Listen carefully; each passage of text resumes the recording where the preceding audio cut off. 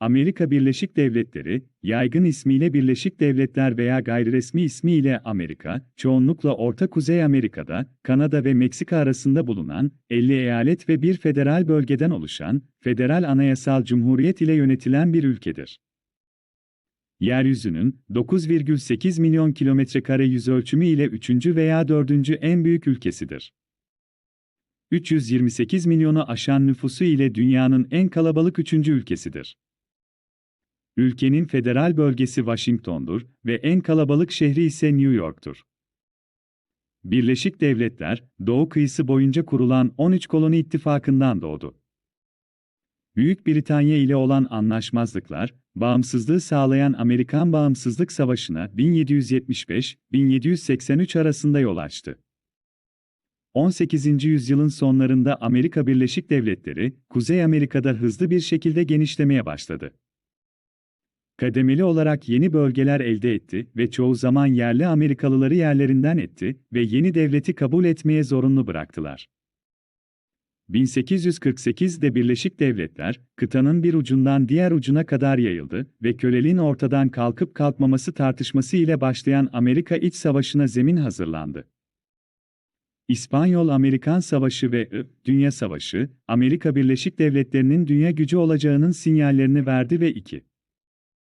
Dünya Savaşı'nda ise bunu gerçekleştirdi. Soğuk Savaş sırasında Birleşik Devletler ve Sovyetler Birliği çeşitli rekabet yarışlarına katıldı ancak doğrudan askeri çatışma olmadı. Bu yarışlar sonrasında Amerika Birleşik Devletleri, Ay'a ilk insanları indiren 1969 uzay uçuşuyla, uzay yarışından üstünlük elde etti. Sovyetler Birliği'nin 1991'deki çöküşü Soğuk Savaşı sona erdirdi ve ABD'yi dünyanın tek süper gücü yaptı. Amerika'nın 1492'de Avrupalılar tarafından keşfinden sonra İspanyollar, Portekizliler, Fransızlar ve İngilizler, buradaki yerli halkların aleyhine toprak sahibi oldular. Avrupalılar, Amerika'daki topraklarını genişlettikten sonra, İngiltere başta olmak üzere çeşitli ülkelerden göçmenler alıp buralara yerleştirerek koloniler kurdular. 18. yüzyıl ortalarında, bu kolonilerin sayısı 13'e yükseldi ve bu 13 koloni, Amerika Birleşik Devletleri'nin temelini oluşturdu. Amerika kıtası, insanlar için yeni olanaklar ve yeni bir hayat sağladı. Daha sonra, bu koloni sistemi sömürgecilik politikasına dönüştü. İngiliz kolonileri, Birleşik Krallık'a endüstri konusunda hizmet ediyordu. İngilizler kolonilerden vergi alıyordu. Koloniler zaman içinde İngiliz devletinden farklı bir kimlik geliştirmeye başladı. Nüfus hızla büyüyor, tarıma dayalı ekonomi gelişiyor, iş adamları ticari hamlelerde bulunuyordu. Dinsel yapıda da çeşitlilik vardı. Avrupa'dan gelenler tutucu bir protestanlık geliştirmişti. Yönetimleri de İngilizlerden farklıydı. Kolonilerin her birinde, Pensilvanya dışında, 2 yasama meclisi bulunuyordu. Kolonileri temsil eden alt meclisin üyeleri mal sahipleri tarafından seçiliyor, krallığı temsil eden üst meclis üyeleri ise İngiliz kralı tarafından tayin ediliyordu. Kolonilerde yaşayanlar aynı zamanda mahkemeler kurmuştu ve İngiliz hukuk sistemini uyguluyordu. 1756-1763 yılları arasında İngiltere'nin Avusturya, Fransa ve Rusya ittifakı ile yaptığı savaşlar, 7 yıl savaşları, İngiliz maliyesi üzerinde ciddi bir yük oluşturmuştu. İngiltere'nin mali yükünü gidermek amacıyla yeni vergiler koyması, Amerika'da kolonilerin tepkisiyle karşılaştı.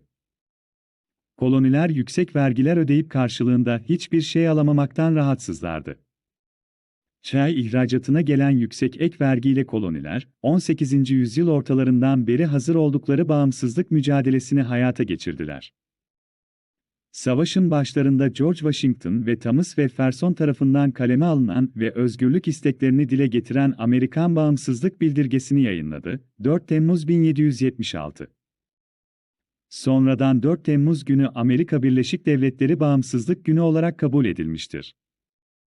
6 yıl süren savaş sonunda, George Washington komutasındaki koloni güçleri tarafından yenilgiye uğratılan İngiltere geri çekilmiş ve 1783 yılında Paris Antlaşması'yla 13 koloninin bağımsızlığını kabul etmiştir.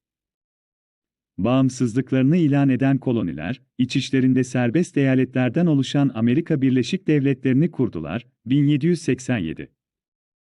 1789'da anayasanın tamamlanıp onaylanmasıyla yeni bir ulus ve Amerikalı üst kimliği doğdu. Amerika Birleşik Devletleri, ülkeyi anayasayla yöneten bir başkanın seçimle iş başına geldiği ilk modern demokratik cumhuriyettir. Bu manada Fransız devriminin de öncüsü olmuştur. Bu sistem 18. yüzyıl dünyasında eşitlik, insan hakları, adil yargılama ve kuvvetler ayrılığı gibi kavramların gündeme gelmesini sağlamıştır. Amerika Birleşik Devletleri doğal kaynaklarının zenginliği, genç ve dinamik bir insan gücüne sahip olması nedeniyle 19. yüzyıl boyunca hızla sanayileşti. Ancak 1861-1865 yılları arasında çıkan Amerikan İç Savaşı ülkeyi parçalanma tehdidi altına soktu. Savaş kuzeydeki eyaletlerin başarısıyla sonuçlandı ve Amerika Birleşik Devletleri tekrar hızlı bir gelişme dönemine girdi. 20. yüzyıl başlarında çıkan Dünya Savaşı'nın İtilaf devletleri tarafından kazanılmasında önemli bir rol oynadı. İki Dünya Savaşı'nda da Almanya, İtalya ve Japonya'ya karşı başarılar elde eden Amerika Birleşik Devletleri artık bir süper güç haline gelmişti. Bu iki Dünya Savaşı'ndan sonra dünya ülkeleri iki kutba ayrıldı.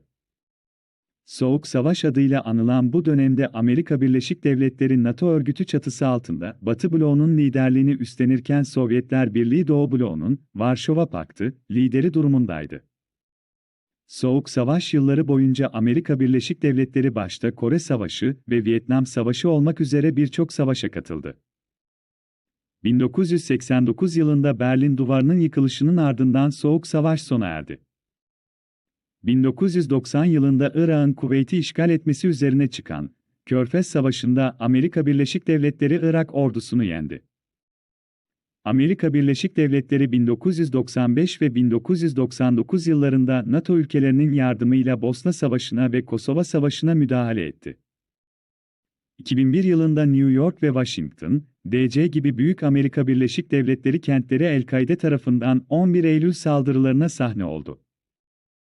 Bu saldırılara yanıt olarak Amerika Birleşik Devletleri 2001 yılında Afganistan Savaşı'nı ve 2003 yılında da Irak Savaşı'nı başlattı. Amerika Birleşik Devletleri hükümeti bu savaşların amacının El-Kaide'nin lideri Usame Bin Laden'in öldürülmesi ve Irak'ta bulunduğu iddia edilen kimyasal silahların ele geçirilmesi olduğunu öne sürmüştür. Savaşlarda çok sayıda El-Kaide mensubuyla Irak ve Amerikan askerinin yanı sıra siviller de ölmüştür. Sonuçta Irak Devlet Başkanı Saddam Hüseyin idam edilmiş, Usame Bin Laden ise evinde yakalanarak öldürülmüştür. Federal Hükümet Amerika Birleşik Devletleri Başkanı, genel seçimle 4 yıllık bir süre için seçilir. Seçilen başkan, sürenin sonunda bir devre daha seçilebilir. Başkanın Amerika'da doğmuş olması, en az 14 yıl Amerika'da ikamet etmiş olması ve yaşının en az 35 olması gerekir. Yılda $200.000 üzerinde maaş ve ilaveten masrafları için de $50.000 alır, fakat bunların toplamı üzerinden gelir vergisi öder. Ayrıca seyahat ve misafir ağırlama masrafı olarak vergiye tabi olmayan $100.000 alır. Başkan, Kongre tarafından onaylanmış bir kanun tasarısını veto eder veya bunu imzalamayı reddederse, Kongre'nin her iki kanadı tarafından 3'te 2 oyla alınan bir karar bu vetoyu hükümsüz kılar ve tasarı kanunlaşır. Başkan, federal hakimleri, büyükelçileri, yüzlerce hükümet yetkilisini tayin eder. Başkanın ölümü, istifa etmesi veya kalıcı olarak sakatlanması halinde görevi seçime kadar başkan yardımcısı yürütür. Birleşik Amerika Anayasası uyarınca, görev süresi tamamlanmamış bir başkan, ancak görevi kötüye kullandığı iddiasının, yeterli delile dayanılarak, Temsilciler Meclisi'nde üyelerin 3'te 2 çoğunluğunun tasdik etmesiyle görevden alınabilir. Bugüne kadar yalnız bir Amerikan başkanı görevi kötüye kullanmakla suçlanmıştır. 1868'de muhakeme edilerek beraat eden Andrew Cox'ındır. Ancak 1974'te Başkan Richard Nixon dahil, yüksek makamda birçok yetkilinin karıştığı seçim kampanyasında kanun dışı para toplama olayı mahkemeye intikal etti. Watergate olarak adlandırılan bu olayda Nixon, mahkemeye çıkmadan istifa etti ve yerine Gerald Ford geçti. Yasama kolu olan Kongre, Senat